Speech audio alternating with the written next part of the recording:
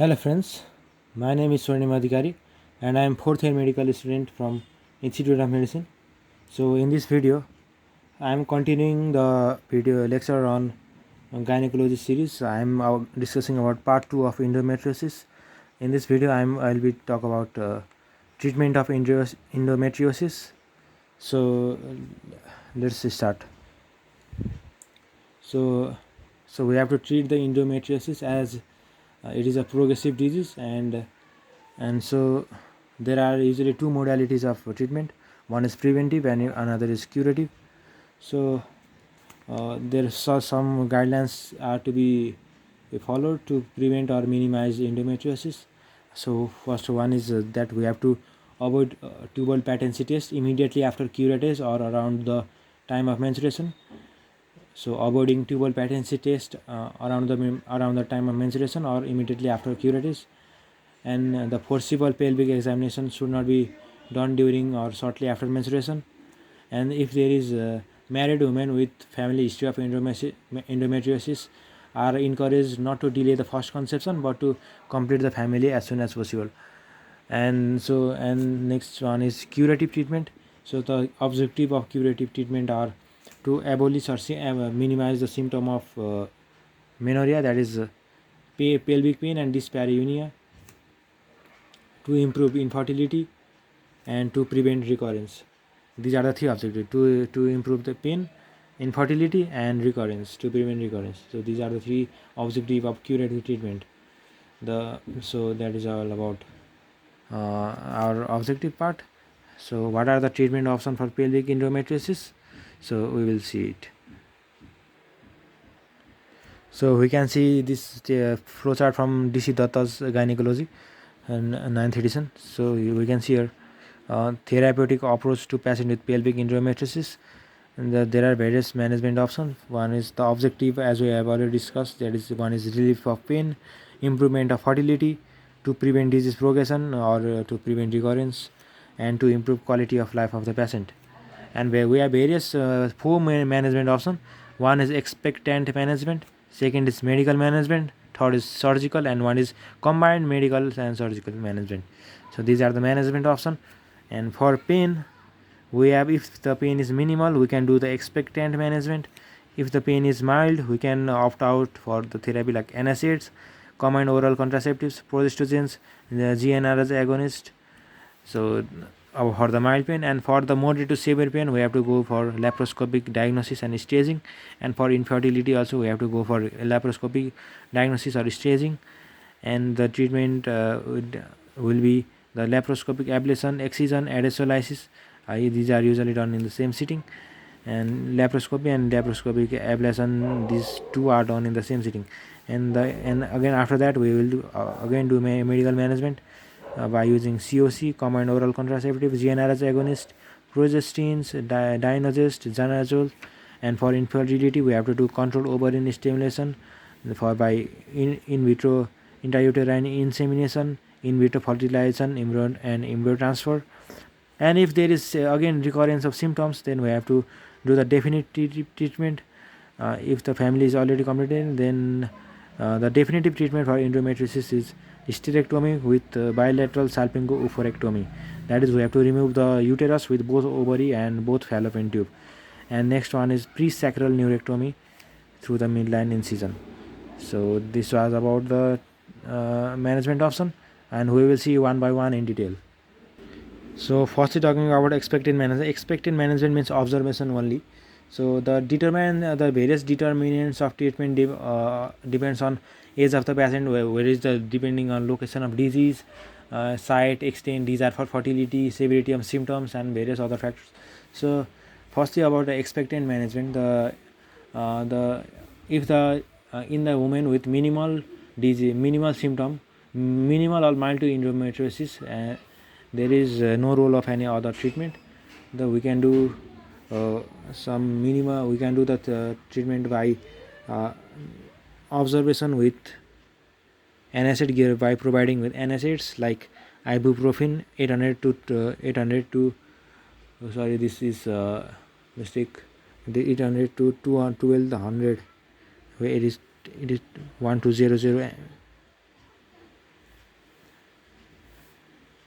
1200 milligram per day. Mefenamic acid 150 to 600 milligram per day. So these are the expectant management, and we do expectant management for the cases who are approaching menopause, young married women who are ready to start family, who are still unmarried, and we have minimal endometriosis. With no any pelvic finding. So in this mild and minimal cases, we will do expectant management by treating with NSAID only. And the second modality is the hormonal treatment. As we know, endometriosis is an estrogen dependent disease. It regresses with natural and surgical menopause. However, recurrence can occur with use of this estrogen. So the main aim of hormonal treatment is to induce atrophy of endometrial implant. So this is suppressive therapy rather than curative, and it has high recurrence rate. And the hormone causes endometrial atrophy by different mechanism, either by producing pseudo pregnancy, especially by combined oral pill, or they can cause pseudo menopause by danazole, or by medical oophorectomy by GnRH agonist. So these are about hormonal treatment. So we have the first one. In the hormonal treatment, we have combined estrogen and progesterone oral pill. They are given once daily for 6 to 12 months. So we can give the woman oral combined pills. And next is progestrogens. We have medroxyprogesterone acetate injection, intramuscular injection, norethistridone acetate. We have DMPA, depot medroxyprogesterone acetate injection. Sorry, I just made a mistake. So this one is oral pill. There are medroxyprogesterone acetate is oral one, and the depot medroxyprogesterone acetate is injection. We give it 3 monthly. It is one of the contraceptive device, and it is also useful in the endometriosis. And this is given for 6 to 9 months. We have levonorgestrel IUCD releasing IUCD, also known by brand name Mirena. So another is we have the danazole. Danazole 400 to 600 mg daily. So one of the problem of danazole is that it has the side effect. It has a side effect like androgenic side effect like hirsutism. So it is not very usually used due to its side effect. So that was about danazole. And we have another drug known as gestrinone, and we can use GRNS analog like leuprolide, triptorelin, and goserelin. They cause medical oophorectomy, and they are given if they are continuously given. If these GNRS analogs, leuprolide, triptorelin, goserelin, if these are continuously given, then they lead to decreased FSH, decreased FLH, and this down regulates hypothalamo-pituitary axis. They lead to decreased estrogen, and it leads to hypoestrogenic environment. They work by this mechanism.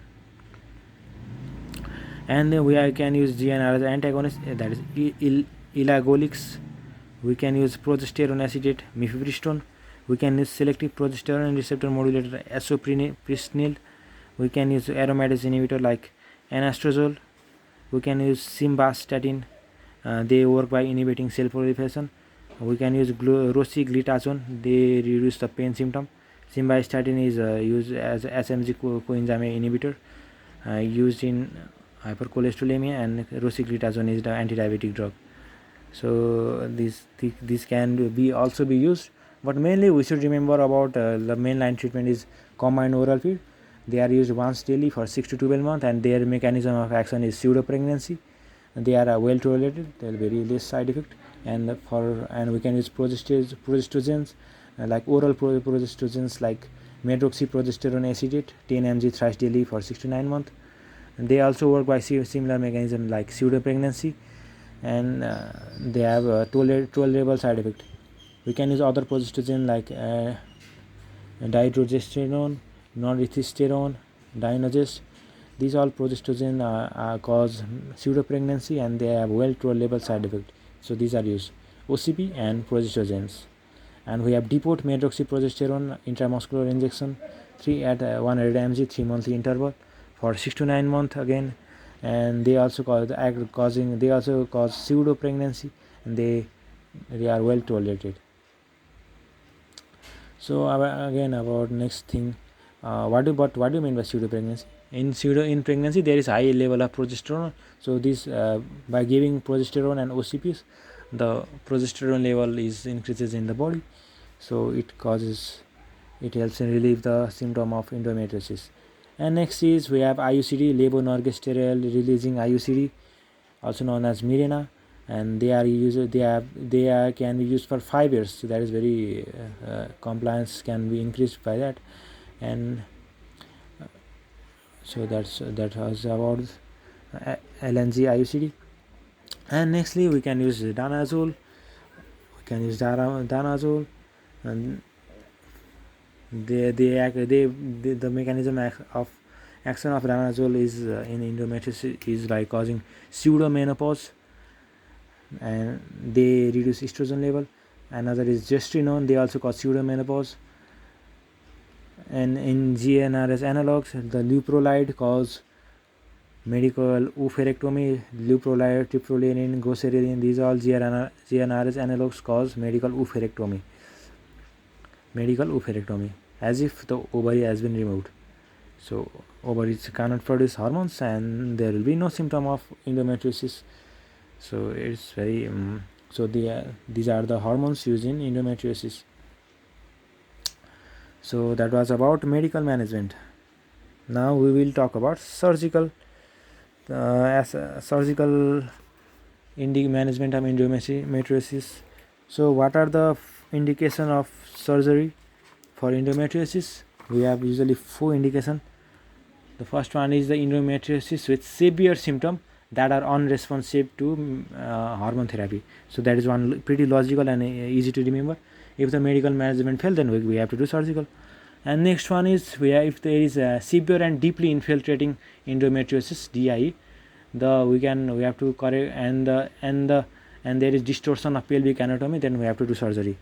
And thirdly, if there is severe endometriosis with pelvic adhesive disease, then we have to do the surgery. And if the endometrioma is more than 1 centimeter, then we have to do surgery. And the surgery may be either conservative surgery or definitive surgery. And the conservative surgery are used in treatment of minimal to mild endometriosis, ablation plus adhesivolysis, and they improve the fertility outcome. There can be pre-sacral neurectomy, and laparoscopic uterosacral nerve ablation (LUNA). Through this technique, we can reduce the symptom of endometriosis. So what are the things we can do in the conservative surgery? Laparoscopic, like cauterization, laser vaporization, laparoscopic uterosacral nerve ablation (LUNA), adhesivolysis, excision of rectovaginal nodule. And if there is endometrioma, that is chocolate cyst, we can do aspiration and irrigation. So we can do cyst wall vaporization. We can do cystectomy, removal of cyst if size is greater than 4 cm, and we can do the peeling of cyst wall. This is about surgery for endometrioma.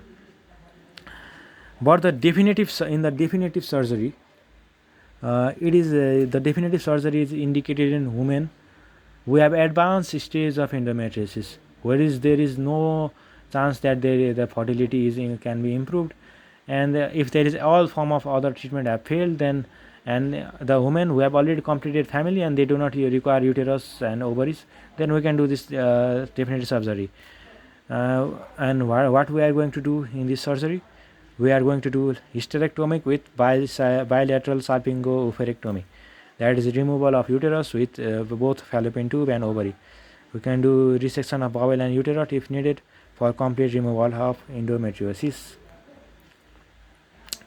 So that was about definitive management of endometriosis. Now we have the combined medical and surgical therapy treatment modality. The pre-operative hormonal therapy is used for the reduction of the size and vascularity of the lesion, which helps in the which helps to facilitate the surgery. So before surgery, we will give the hormonal therapy to reduce the size and vascularity of the endometriosis of the tissue. And in the post-operative hormonal therapy, we will the residual lesion. We will do the first of all we will do surgery. We will remove the endometriosis tissue, and after that we will distribute the residual lesion left behind. But this surgery doesn't improve fertility, so this is usually avoided. So this was about the combined medical and surgical treatment. And now finally we will discuss in short about endometriosis at very special site. One is about the scar endometriosis.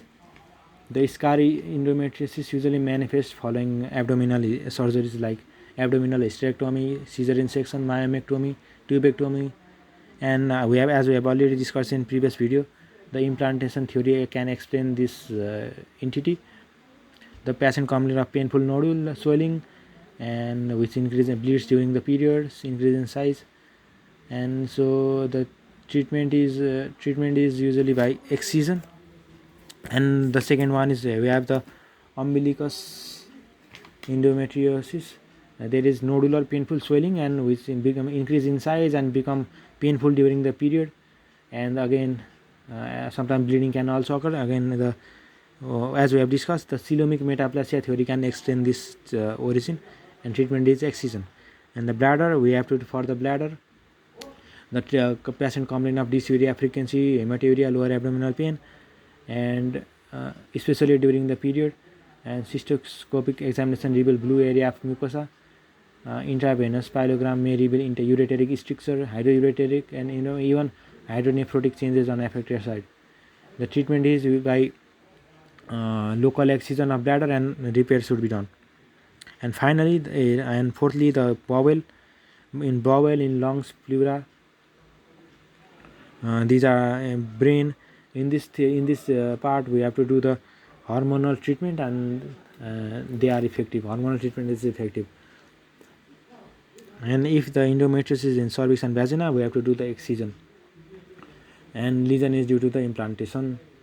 So that was all about endometriosis. We have discussed everything about endometriosis in previous and today's video, from its introduction to risk factor, pathogenesis, pathology, clinical feature, complication, management, investigation, history taking, clinical examination, and everything we need for our MBBS final year exam.